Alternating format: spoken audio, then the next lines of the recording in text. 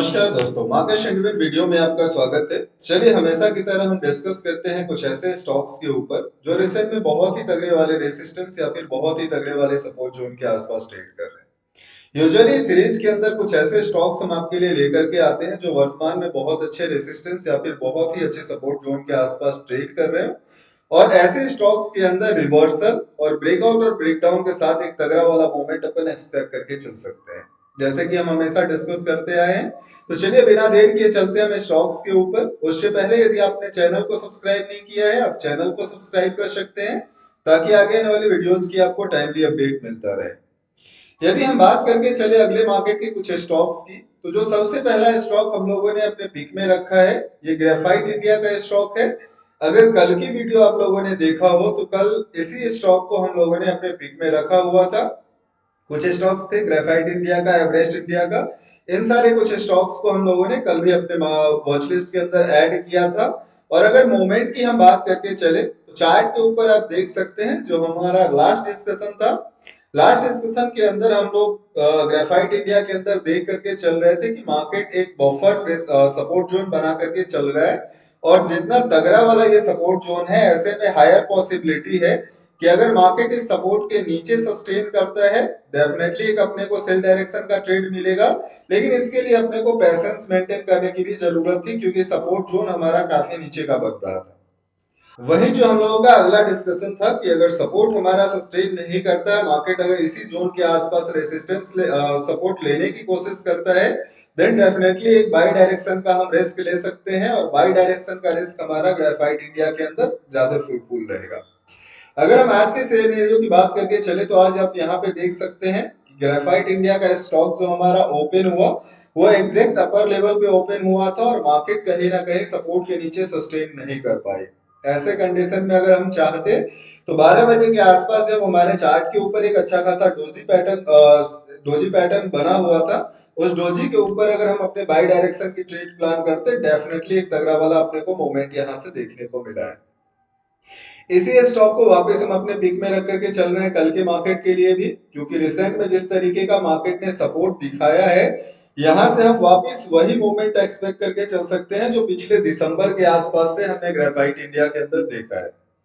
जब भी मार्केट ने 500, जस्ट होल्ड 1 मिनट, यहाँ पे अगर मैं लेवल अपडेट करने की बात करूं तो हाँ, यहाँ पे अगर हम देख करके चले दिसंबर के आसपास से मार्केट लगातार जब भी 516 रुपए 21 पैसे के आसपास से सपोर्ट लेता हुआ दिखाई दिया है, यहाँ से एक तगड़ा वाला बाई मोमेंटम स्टॉक ने पकड़ा है और कहीं ना कहीं आज जिस तरीके से मार्केट ने यहाँ पे सपोर्ट लिया है, ऐसे में अगला मोमेंटम यही एक्सपेक्ट करके चल सकते हैं। हालांकि यहाँ पे थोड़ा सा पैसेंस आपको मेंटेन करना चाहिए, जैसे हम हमेशा करते चले हैं। पैसेंस यहाँ पे अपने को बस इतना मेंटेन करना है कि आज की कैंडल के हाई के ऊपर जब तक मार्केट हमारा सस्टेन नहीं करता है, तब तक हमें बाई डायरेक्शन का रिस्क लेने से बचना चाहिए। एक छोटा सा बाई डायरेक्शन का रिस्क हम ले सकते हैं, लेकिन ज्यादा मोमेंटम के लिए नहीं ले सकते। जो दिसंबर के आसपास से मोमेंटम स्टॉक के अंदर में देखने को मिला है, अगर उस मोमेंटम को हम पिक करना चाहते हैं, तो डेफिनेटली आज के कैंडल के हाई के ऊपर हमें रिस्क लेकर के चलना होगा। वहीं यदि हम बात करके चले अपने अगले पिक की, तो जो नेक्स्ट पिक हम लोगों ने कल के मार्केट के लिए रखा है, ये एवरेस्ट इंडिया का स्टॉक है। एवरेस्ट इंडिया के अंदर जो हम लोगों का लास्ट डिस्कशन था कि चार्ट के ऊपर एक अच्छा खासा राइजिंग वेज पैटर्न बन रहा है जो कि यूजुअली एक बेयरिश पैटर्न है, अगर आप लोगों ने कल का वीडियो देखा हो। लेकिन जिस तरीके की कंडीशंस यहाँ पे देखने को मिल रहे थे, हम लोगों का जो लास्ट डिस्कशन यहाँ पे आपके ऊपर दिख भी रहा होगा, चार्ट के ऊपर विजिबल होगा, यही हम लोगों का लास्ट डिस्कशन भी था कि ब्रेकडाउन देखने के बाद मार्केट ने रिटेस्ट नहीं किया था। ऐसे कंडीशन में जो हम लोगों का एक्सपेक्टेशन था कि प्राइस पहले इस लाइन को रिटेस्ट करेगा और रिटेस्ट के बाद हम एक डाउन मोमेंटम जो है वो स्टॉक के अंदर देख सकते हैं। तो कहीं ना कहीं आज के कैंडल ने करीब 5 से 6% का मूवमेंट यहाँ पे दिखाया जरूर है और 5 से 6% मूवमेंट के अंदर हम एक चीज देख करके चल सकते हैं कि प्राइस एग्जैक्टली उसी अपर लाइन को रेसिस्टेंस दे करके, रिस्पेक्ट दे करके और उसके नीचे ही क्लोज हुआ है। तो ऐसे कंडीशन में इसी स्टॉक को हम वापस कल के लिए कंटिन्यू रख सकते हैं। स्टॉक अच्छा है, रिसेंट में बहुत ही अच्छे प्राइस जोन के आसपास ट्रेड कर रहा है। और वहीं अगर हम पैटर्न की बात करके चले तो राइजिंग वेज पैटर्न एक बहुत ही तगड़ा वाला पैटर्न है जो हमेशा से अच्छा मोमेंट चार्ट में दिखाया है। चलिए हम बात कर लेते हैं अपने अगले पिक की। जो हमारा नेक्स्ट पिक है कल के मार्केट के लिए हीरो मोटोको का स्टॉक है।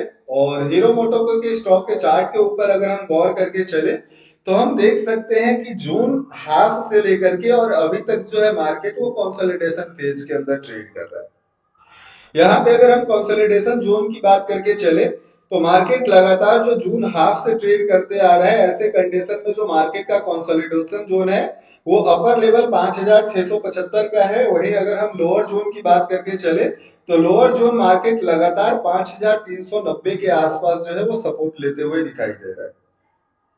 तो इसी दो जोन को हमें ध्यान में रख करके चलना चाहिए। रिसेंट में प्राइस जो है हमारा वो लोअर जोन के आसपास ट्रेड कर रहा है। तो लोअर जोन के आसपास अगर हम प्रीवियस डेटा को ध्यान में दे करके चले तो हमारा हाफ ऑफ जून से अपने को चार्ट के ऊपर दिखाई दिया है। ऐसे कंडीशन में यहाँ से एक्सपेक्टेड है कि मार्केट अगर हमारा सपोर्ट भी लेता हुआ दिखाई दे रहा है, दो चीजें यहाँ पे आपको ध्यान में देना चाहिए। अगर 5390 के आसपास आकर के अगर अपने को एक हैमर पैटर्न चार्ट पे दिखता है जिसकी पॉसिबिलिटी ज्यादा है, वापस मेरे पॉइंट पे गौर कीजिएगा। हीरो मोटोको के अंदर अगर हम सिचुएशन और कंडीशन की बात करके चले तो कल के मार्केट के अंदर 5390 के आसपास दो पैटर्न बनने की पॉसिबिलिटी ज्यादा है। पहला, या तो हमें यहाँ पे हैमर दिखाई दे सकता है, या दूसरा पैटर्न अगर हम बात करके चले तो एक बार प्राइस हमारा 5390 को रेड कैंडल से ब्रेक करेगा और अगला कैंडल जो है वो कहीं ना कहीं हरामी पैटर्न फॉर्म कर सकता है।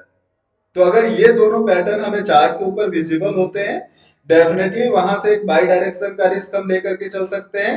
जहां अगर हम टारगेट की बात करके चले तो टारगेट हमारा यहाँ से मिनिमम साइड से भी होगा तो 5500 के आसपास का हमारा टारगेट बनता है। स्टॉक रिसेंट में बहुत अच्छे प्राइस जोन के आसपास ट्रेड कर रहा है और जिस तरीके के कंसोलिडेशन मार्केट के अंदर देखने को मिल रहे हैं वहां पे डेफिनेटली एक रिस्क हमारा बनता है और ऐसे स्टॉक को हमें अपने वॉच लिस्ट में रख करके चलना चाहिए।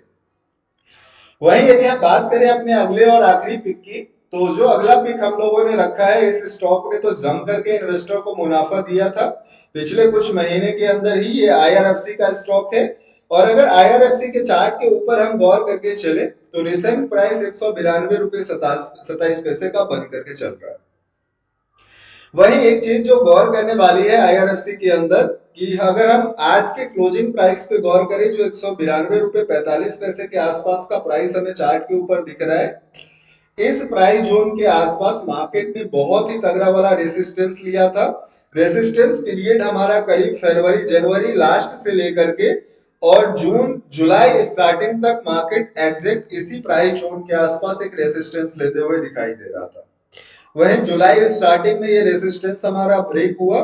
रेसिस्टेंस ब्रेक होने के बाद जो टेक्निकल रूल का मार्केट का है कि रेसिस्टेंस अगर एक बार हमारा ब्रेक होता है वही जोन हमारा सपोर्ट की तरह एक्ट करेगा। तो हम चार्ट के ऊपर देख सकते हैं कि पिछले कुछ दिनों के अंदर यानी जो हमारा 24 है 20 से 22 ट्रेडिंग सेशन के अंदर हमारे चार्ट के ऊपर वही सपोर्ट हमें देखने को मिला है।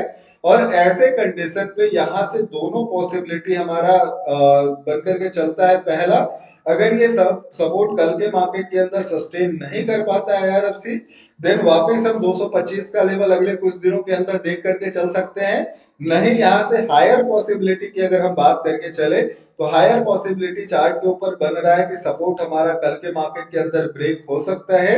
ऐसे कंडीशन में जो आज का कैंडल है, इस कैंडल के लो के नीचे हमें अपना नजर बना करके रखना चाहिए। अगर मार्केट इस कैंडल के लो के नीचे सस्टेन करता है, डेफिनेटली इंट्राडे बेसिस से एक शॉर्ट डायरेक्शन का सेल डायरेक्शन का ट्रेड हम प्लान करके चल सकते हैं। तो ये कुछ ऐसे स्टॉक्स हैं जिसे कल के मार्केट के अंदर हमें अपनी पिक में रख करके चलना चाहिए। उम्मीद है जितनी भी जानकारी हम आपके साथ रखते हैं सारी जानकारी आपके लिए फ्रूटफुल होगा। चलिए रिमेनिंग अपन करते हैं फिर किसी नए वीडियो के अंदर डिस्कस। Thank you.